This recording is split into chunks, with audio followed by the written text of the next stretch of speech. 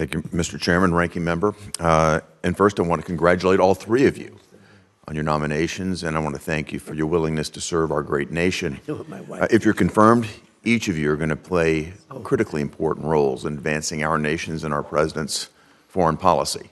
And that policy will make a marked difference at a point in time where I think we're literally at a turning point as a nation and a world. First, Mr. Cabrera, I'd like to start with you to talk about drug trafficking in the Panama region. Transnational criminal organizations from countries like Colombia and Mexico have long used Panama to smuggle illicit drugs, and they've done it to the tune of billions of dollars. Last year alone, the State Department estimates that up to 40% of cocaine that was produced in Colombia had transited through the exclusive economic zones of Panama. And for far too long, these transnational criminal organizations have acted with impunity. They've been able to make billions of profits, and they've done this, bringing these drugs into our own borders. Panama can play an outsized role in cooperating with the United States in seizing these illicit drugs, and they can also cooperate with us to dramatically scale down these organizations, these transnational criminal organizations' operations. And if you're confirmed, Mr.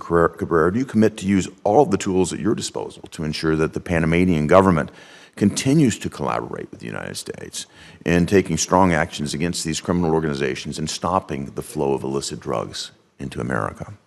Thank you, Senator, for that question. I'll say that this issue is another one where we've had great success in these past 60 days. Since Secretary Rubio visited in January and February, we've seen 95% less crossings on the Darien Gap. And why do I mention the Darien Gap? A lot of these drugs that are coming in go through the Darien Gap. This is an area where you had, over 2 years ago, over 500,000 folks crossing. When we talk about the southern border, those 500,000 people are crossing on their way to our southern border.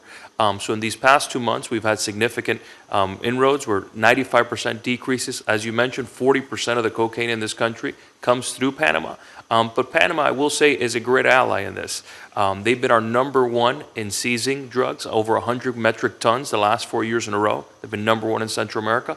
We've been a good ally in helping them get helicopters and boats and so on so they can compete with some of these traffickers. But again, there's always room for improvement, but they've been a great ally in this and look forward to continuing that and using all the tools that are at our disposal to continue to making sure that we stop as many metric tons of drugs coming through that border, through the Darien Gap. And again, it goes hand in hand with migration is what I would say.